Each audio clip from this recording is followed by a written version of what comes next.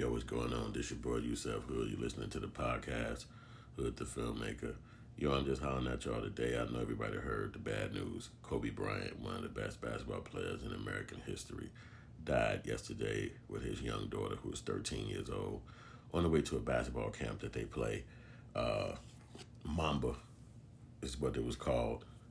And his helicopter hit a wall, a mountain, and he died. The news people's witnesses say that they saw him. The plane was flying above their head about 5 miles an hour. It was very cloudy in the area they was in, and it kind of went over in the east from where they were standing. And when they got over that way, they really couldn't see it because it was so foggy, but they heard a crash. But he said that the motor and the helicopter, everything just kind of stopped all at once. He didn't hear it like chopping and still spinning and none of that. He heard it all like crashing in kind of fast. So this is what the guy said who actually witnessed it. Him and his friend was kind of standing outside at that time. So it's just horrible, man. You know, life is very short. And like I said on my other blog that you could see on Hood Films, and don't forget you could put @ Hood Films inside Google or YouTube, and you can find me anywhere, or Instagram, or any of that stuff. So, make a long story short, you know, the money he had, he was so rich, they said he was flying a helicopter to and from work or wherever he went around LA for years, like over 10 years. So that means he trusted this way of transportation. But, you know, obviously if an airplane or a helicopter go down, it's not like it can ever be survivors. So, you know, I don't know if money was the reason why he's dead now, but you can't really hindsight like that. But it just make you kind of wonder, like, dang, man, what if he was just a regular dude? Would he still be alive? What if he wasn't trying to fly helicopters to get around Cali? You know, they say the traffic is real hard up there. So I guess if you leave at a certain time of the day, you could really be stuck in it. So I guess he figured that out, being from out there so many years. So this new way of riding was the way, and he can afford it. You know, the money allowed him to afford to fly every day. But, you know, they got the FAA and the NTSB checking into it. So just crazy, man. You know, and it's really just to show you that no matter how much money you get, you can't take it with you. You can't, you know, it can't save your life. You know what I'm saying? Like, he ended up still dying. He died similar to a lot of artists. They die inside these planes or die inside helicopters. You know what I'm saying? And, but nobody know when they're going to go or how you're going to go. So you really can't be afraid. You just kind of like got to just live your life.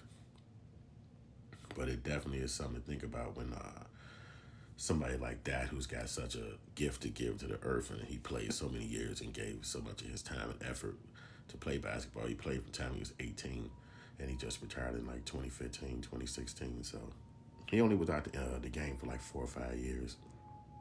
But they say he was really into his family and holding them down. So, you know, that just show you that he was a real cool dude, you know what I'm saying? But it's really horrible to see somebody get die like that, you know, that easy, you know what I'm saying? So, you know, just live your life, man, and try to live your dream and all that stuff, man, you know. And I heard about that, I was thinking like, man, that's a conspiracy.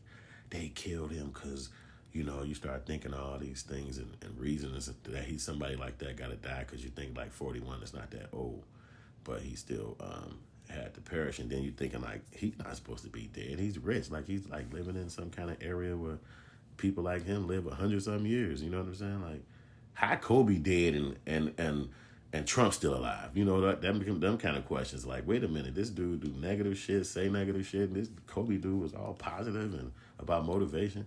So it's like, you never know how this, you know, because, you know, you think like all these millionaires that fly around in helicopters and airplanes on a daily basis, and all of their shit still work, and ain't nothing wrong with their machines. Like, what the hell, man? It's like millionaires, people who own all kind of companies, and they travel in planes and boats and all this expensive shit, and they stuff ain't break down on them.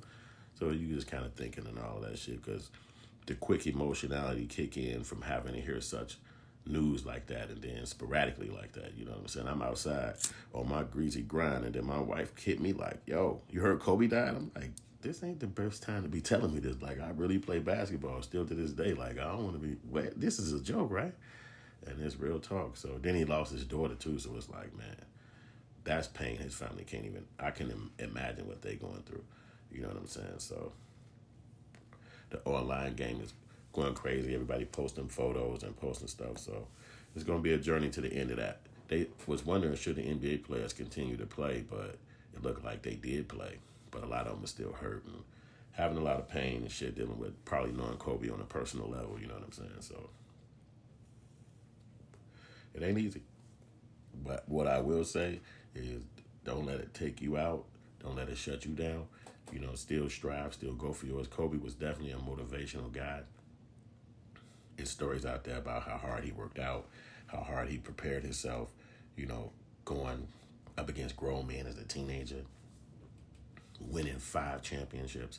In my opinion, he was number 2 behind Jordan all day since the time he walked in the game because he was so explosive and he had such a skill level that was amazing. So it looked like he was always at a point where he could just barrel past into regular dude. You know what I'm saying? So then you realize how much he worked on that to get to that level. So it's like, yeah, that's why he was that good, because he put the effort in